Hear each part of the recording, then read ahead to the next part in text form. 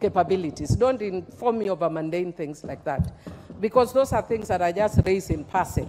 But I talk about issues of substance. Mr. Speaker, I have a problem with the proposed amendment to the Traffic Act, Section 1179 of the Traffic Act, which provides that if any unauthorized person removes a notice affixed on a vehicle or tears or defaces the notice, they are guilty of an offense and liable upon conviction to a fine not exceeding 200 shillings.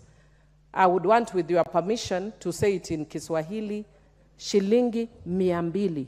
And with your permission, I can say it in Kijaluo, Seling Meareo.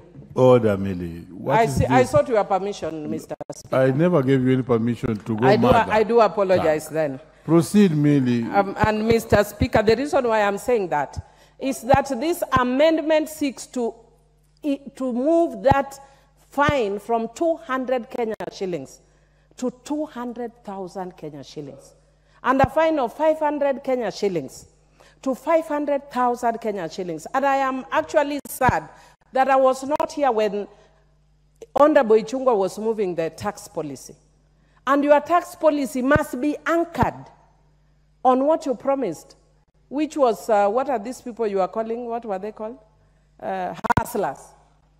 Which also are you going to find for removing a notice of a car, 500,000 Kenya shillings? Are you living in utopia? Leader, are you living in mass? Order. Are you crazy? Are you mad? Are you mental? Order, you need Millie. a mental checkup? You are taking Kenyans Millie, crazy. Order. I'll still give you a time. This is the sweetness of debate. What's your point of order, Leader? Honorable Speaker, is a member really in order?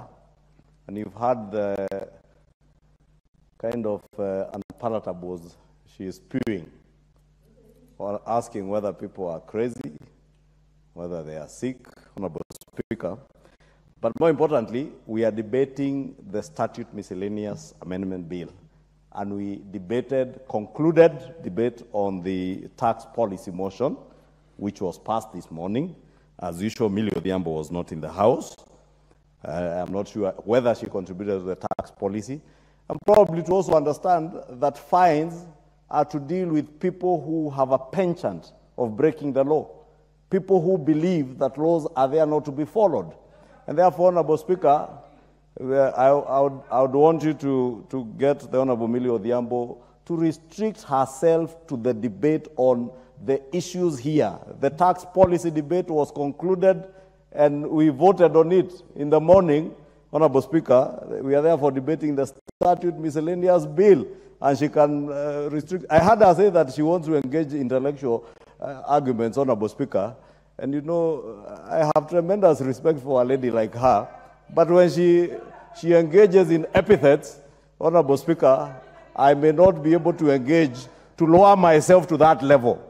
You know,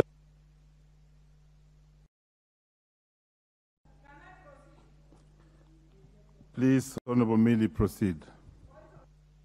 Thank you, Mr. Speaker. Mr. Speaker, I just want to not inform, but indicate that this is what I was talking about when I talk of intellectual engagement. If you listen carefully, you should know that as an esteemed lawyer, when I speak, I know the rules of the House. So I have made a connection between this law and that tax rule. It is actually completely and utterly allowed under our procedures. I made a connection. And I made a connection that says that their policy must be linked with the law that they pass. Your policy cannot be divorced from the law. The law must follow the policy. So I want to tell Honorable Kimani Ichungwa that indeed he knew. He actually prophesied that I was going to say something about him. That's why he preempted. And I will repeat, are you mental? Are you out of your mind? Think about Kenyans that you are harassing. Which Kenyan is going to pay 500,000 Kenya shillings for removing a small piece of paper off a car? You are very unserious. Order, Millie. Order, Millie. Honestly, you are doing very well, but the language, you don't need to use unpalatable language in the House. And therefore, well, that's spent, but the language is not proper.